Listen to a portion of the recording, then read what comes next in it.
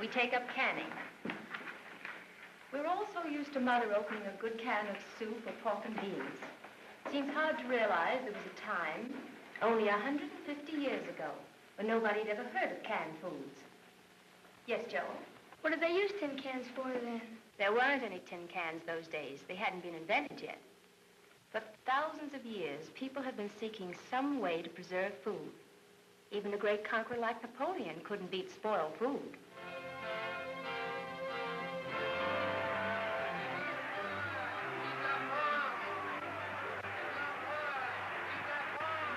Mon General, do you hear that?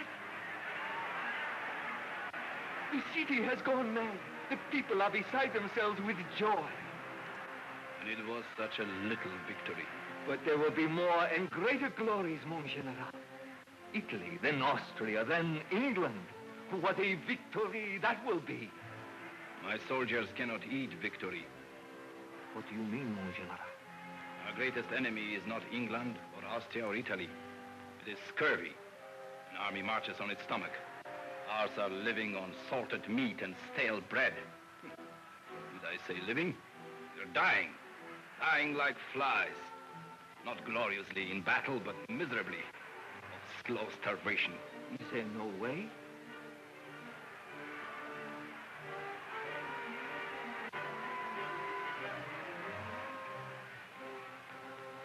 There must be some way to preserve fresh food on the march. Junot will ask the Directory to issue a call to all patriots. The man who will find a way to keep food fresh and wholesome over long periods. A grateful nation should reward him well. Yes, Mon General.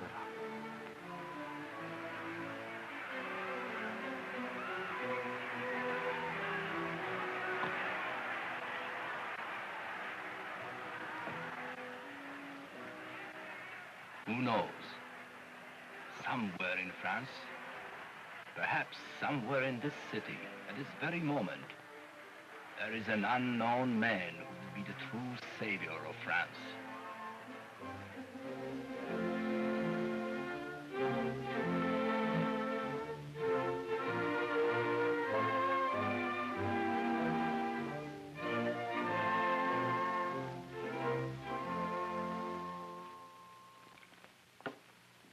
Nicolas, it is late. Huh? What? Oh, you will kill yourself. All day long in the shop, all night long in the kitchen. Look, Mama, my new bottles. Those others, too small in the neck. This, I can put in big pieces of meat and whole vegetables. Oh, you have put so much in that one, it is running over. That's to get the air all out of it, Mama. The food keeps better when the air is out. Why is that? I don't know, but it is so. I wish there was some way to seal it tight. I put 3-4 layers of cork in it. I turn them against the grain. I cover them with parchment.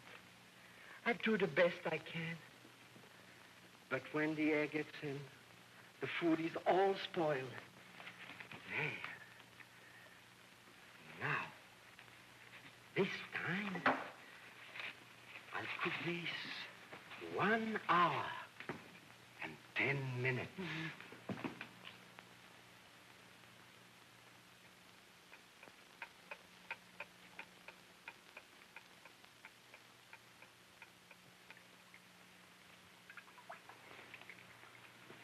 Mama, the cooking is done.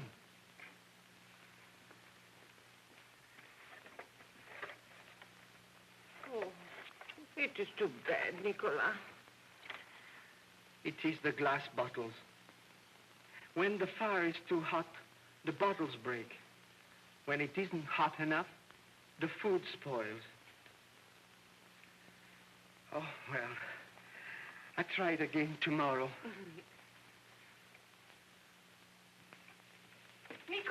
Nicolas, listen to me.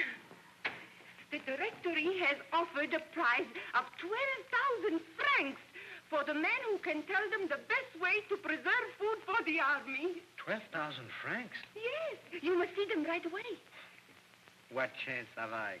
Competing with men of means and reputation? My poor equipment. Nobody knows me. But they will know you. Already you know more about preserving food than any other man in France. You are going to the directory and tell them what you know. Monsieur Père, this report of yours interests me greatly. Thank you, Monsieur le Commissaire. But preserving food stored in your own cellar is one thing, my friend. And preserving it against the rigors of travel and the change of climate, that is quite another. But I have done that too, Monsieur le Commissaire. How do you mean? I have sent out my little bottle on ship for 1 year on the Citoyen, far across the Equator, far south on the Marie-Louise. I've tested in every climate. And here, Monsieur le Commissaire, here are signed proofs from ship captains and port prefects all over the world saying the food kept fresh. Monsieur Père, it appears to me to be of moment to spread the knowledge of your processes for the conservation of animal and vegetable substances. I desire that you write an exact and detailed description of these processes, and we then shall talk about the award.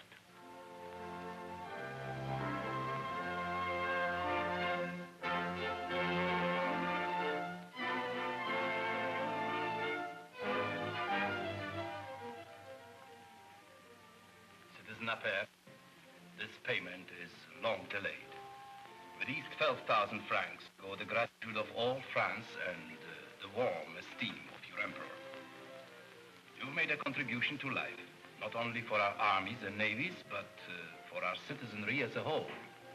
There will come a time when the whole world will bless the name of Appert.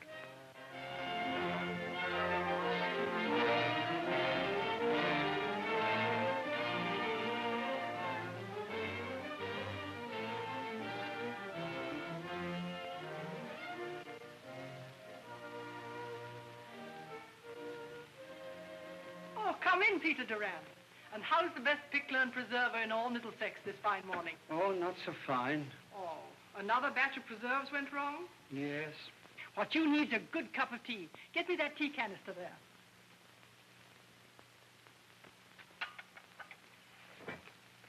You know, I could do with a bit of steaming myself. I don't know what's the trouble. That Frenchman, Appert, has done wonders in the preserving line. But he admits himself there's more than a bit of luck to keeping food. It's so hard to get the bottles airtight. And then, like as not, they break. Cooking. It's too bad there isn't something else you could put up the food in. Oh, I've thought of that. I've experimented with all kinds of glass. I've even tried earthen pots. Now, if I could only find something that would stand the heat, like your tin kettle there. Only shaped more like, this canister.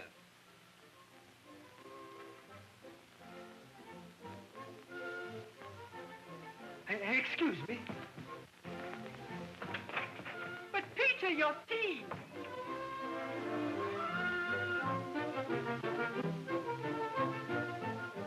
Jeremy, can you make a tin canister? A what, sir? Like this tea canister, only of tin metal. Well, it's never been done before, as far as I know of, sir. But there's always a first time for everything. And as I always says, why not? I reckon so. All right, let's have at it.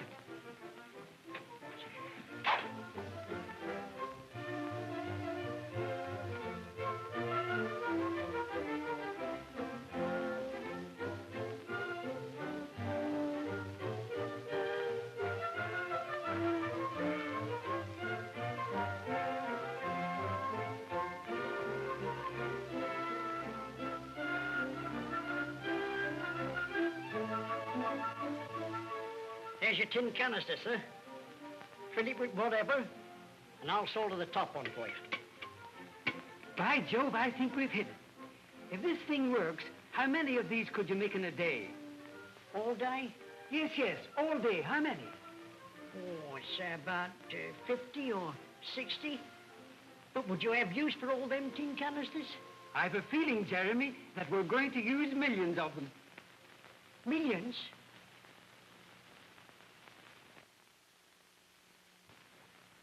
I'm so proud of you, Peter. Your tin canister really works, doesn't it? Yes. At first, they swelled up and burst. The contents expanded under heat. But we've solved that by leaving this small vent in the top and then soldering afterwards. I've been preserving peas all week, and not a single canister burst. Why, Peter, that's wonderful. I've got the pantry filled with them now. What was that? The pantry. Oh.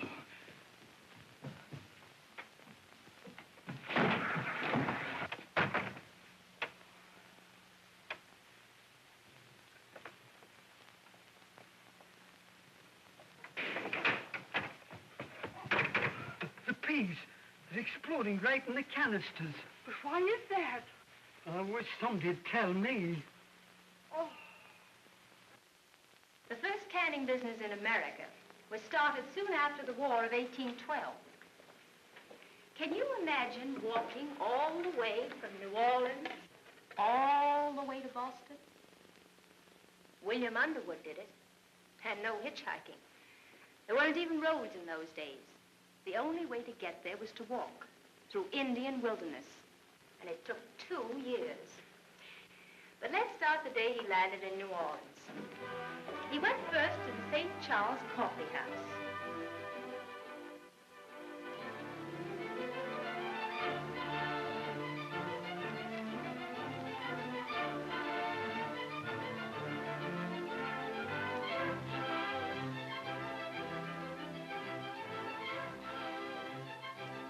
It's mighty good coffee, sir. It's always good at the St. Charles, sir. Isn't it? Pardon me, sirs. The clerk suggested you might help me. At your service, sir. My name's Underwood. Just off the latest packet from England. Firm of McKee and Company Limited, London. No doubt you've heard of us. No. Nor I. I can't say that I have. Picklers and preservers. I'm here to set up a preserving plant in America. If you know of anyone who'd be interested in joining such an enterprise... I wouldn't know anyone interested in a pickling business. Nor any other business from England. I'm sorry, sir, but New Orleans is filled with men who only a few short months ago stood out there in the swamps with Andy Jackson and fought off your soldiers from England. These gentlemen were there. I was there. And my son is still there. You won't find much welcome in New Orleans for anything English, sir. And now you'll excuse us, sir.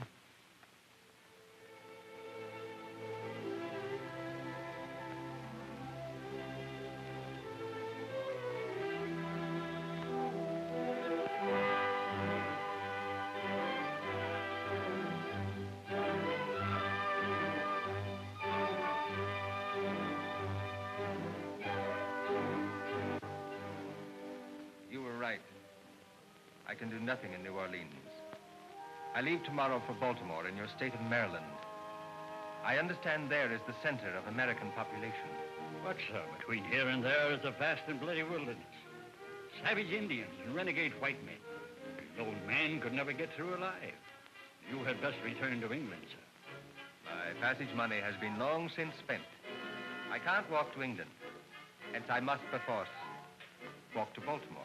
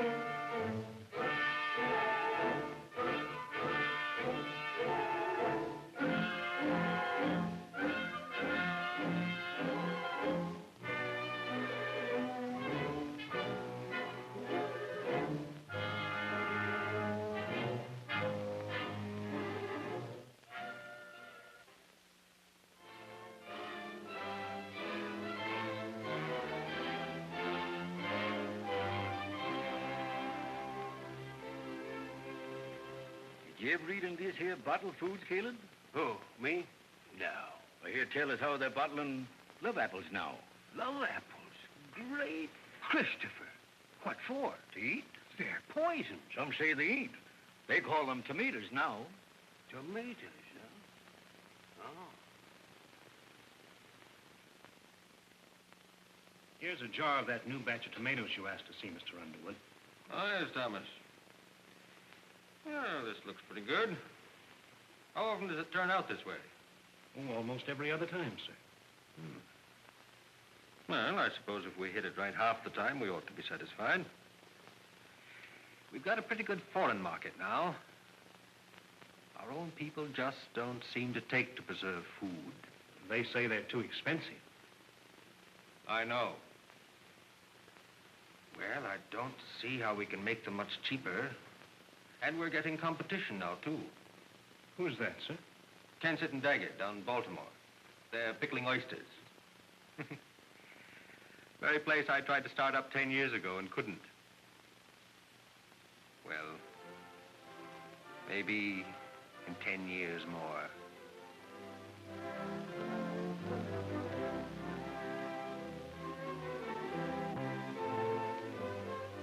Well, let me see, where was I? Oh, yes. Our industry is still a puny infant, though more and more preserved food firms seem to be entering the field all the time.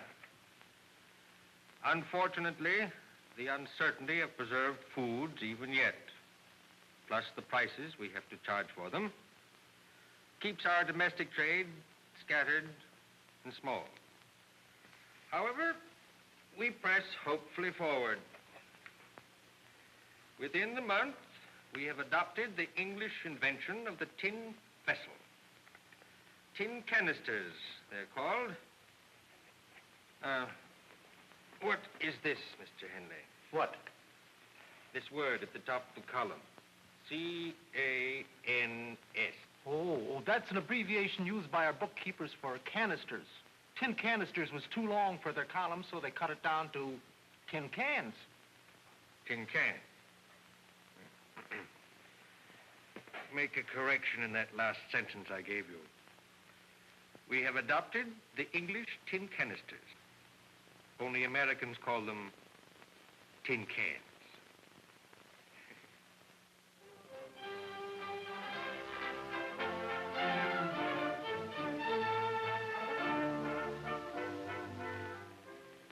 Yes, Professor. We understand about yeast fermenting bread and wine and beer, but what makes milk sour? There is no yeast in that, is there? No. Some so-called scientists would have you believe it sours from spontaneous generation. But I am convinced that the ferment of milk is just another plant, much like yeast, bacteria. And that these bacteria are present in nearly all foods.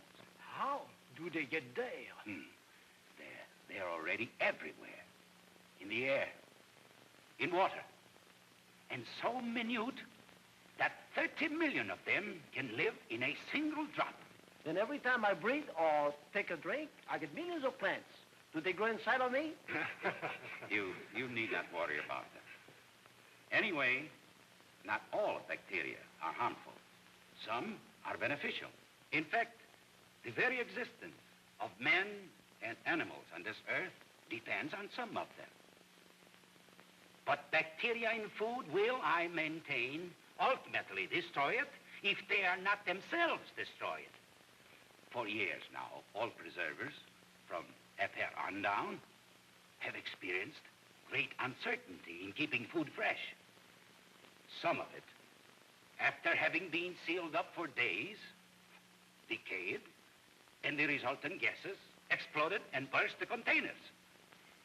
If I am right, and I am sure I am, they could correct this once and for all simply by heating the food hot enough when sealing it to kill all bacteria. There are heat-resisting bacteria, which merely boiling point will not kill. Sir Humphrey Davy tried adding calcium chloride. That raised the boiling point some, but not enough. Cooking in a closed chamber with steam pressure will do it. But anything that will kill all the bacteria in the food and seal it that way will positively preserve the food fresh indefinitely, or my name is not Louis Pasteur.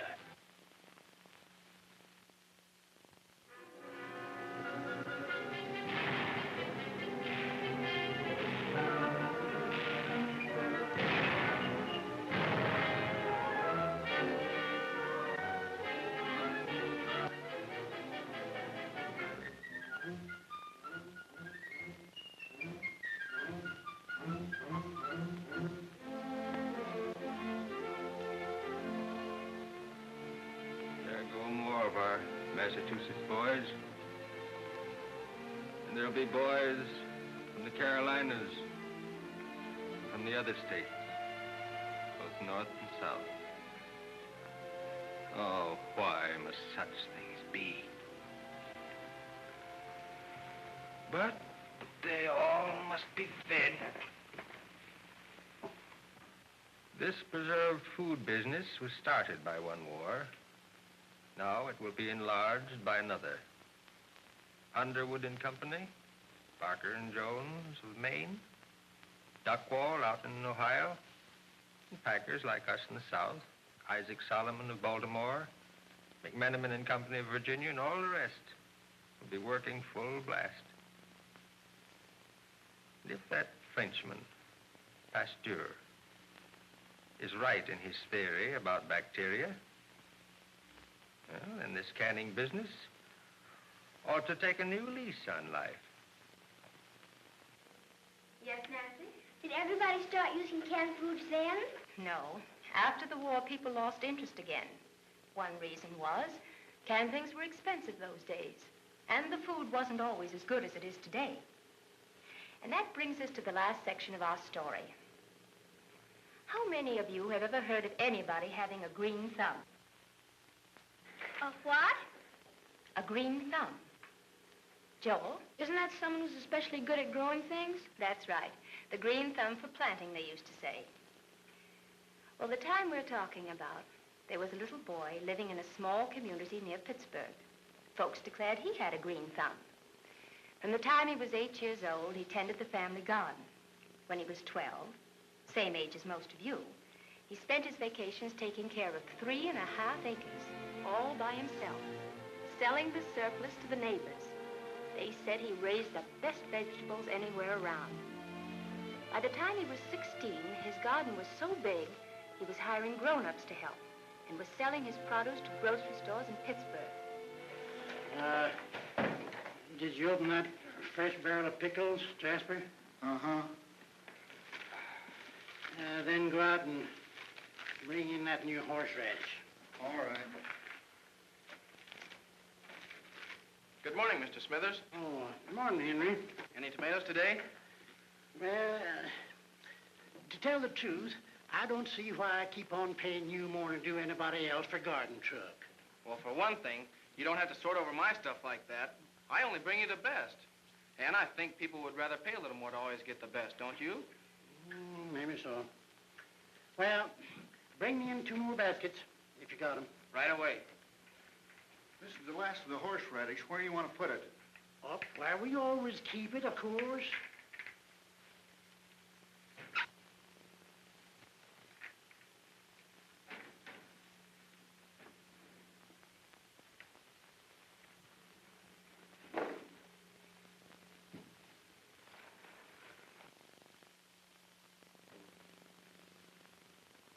Why do they always put horseradish in green bottles, Mr. Smithers?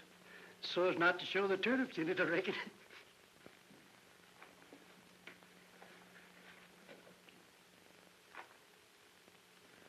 Say, Mr. Smithers, how would you like some without any turnips? Huh? Just pure grated horseradish, put up in real vinegar, and in clear glass bottles so your customers can see what they're getting. That sounds pretty good. Suppose you bring me in some next time and we'll see. Yes, sir, on Friday. Now I'll fetch the rest of the tomatoes. Who's that young feller, Mr. Smithers? Neighbor Hines. Henry Hines. Why? Oh, trying to make a splash with his horseradish. We don't need no horseradish. Look at all we got left.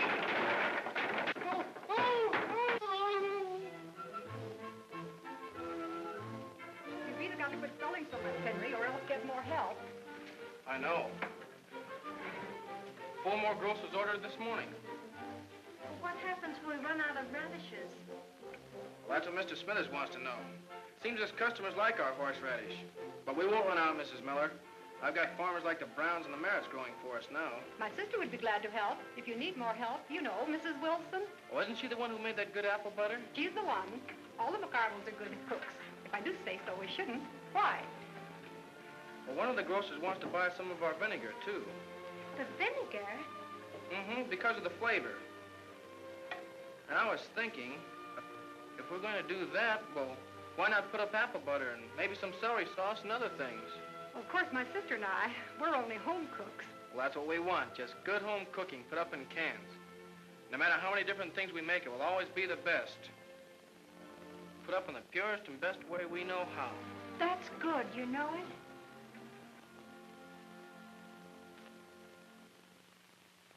Yes, those are pretty good principles for anybody, whether you're building a business or building a life.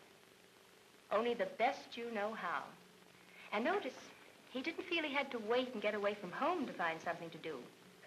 He began as a boy, right in his own backyard. Just a common thing like raising a garden, something any boy or girl could do. But he made it a point to do the common thing uncommonly well. And we all know how it worked out. Long since, the quaint little house where young Henry Hines bottled his first horseradish has given way to the mighty H.J. Hines food factories in this country and abroad. And his original garden plot has grown to more than 200,000 acres in every part of the world, giving work to thousands and feeding millions. That's what comes of doing anything the best you know how. But it is also important to keep trying to do better all the time. In the early 1900s, Mr. Hines hired scientists and began pioneering in food research. And to it soon came a distinguished visitor, the chief chemist of the United States Department of Agriculture. Dr. Wiley, to improve on flavor and appearance, but mostly to find the causes of food spoilage and how to prevent it. We don't believe in chemical preservatives. That's why I'm here. Your company is fighting for the same thing I am.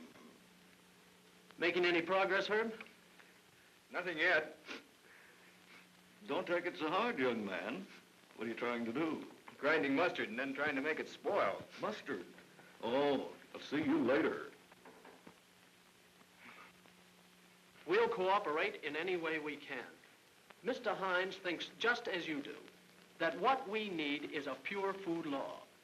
He says if we have good food, cooked properly, in a clean factory, we don't need artificial preservatives. He's right. He's absolutely right.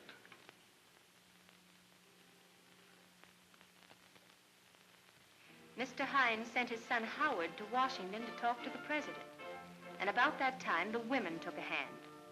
Letters and telegrams began to pour into our capital from the Club Women of America, giving strong support to Dr. Wiley, Mr. Hines, and the others who were fighting for it. Yes, Raymond? We do have a pure food law now, don't we? Indeed we do. The original Food and Drug Act of 1906 was replaced by the new Food, Drug, and Cosmetic Act of 1938. It protects the consumer, you and me, against food adulteration. More than that, it demands modern sanitary food plants and the utmost cleanliness of those who work there. Yes, Mary. Well, does the pure food law make us get all our vitamins? No. The big food companies like H.J. Hines, in their research laboratories and experimental kitchens, are keeping right on with their food research. Hines now has a new nutrition laboratory. It is studying more ways all the time to give us still more food value out of the products that come from the farmers' fields to be prepared at the factory and canned for use in our homes. In the Hines Home Economics Department, they are always trying out new, appetizing ways for housewives to serve canned foods. There are other places, like the famous Mellon Institute, where the Hines Company maintains research fellowships. With all this going on today, I can't help but think how pleased Appert and Pasteur would be to see all this food research they began still going stronger than ever. And can you imagine how Peter Durand's eyes would bulge if he could see his production of 60 cans stepped up to 1.5 million a day at Heinz? That's all for now. There are a number of lessons I hope you've learned from it. Not the least of which is that motto of Mr. Heinz, who all through his life continued to do the common thing uncommonly well.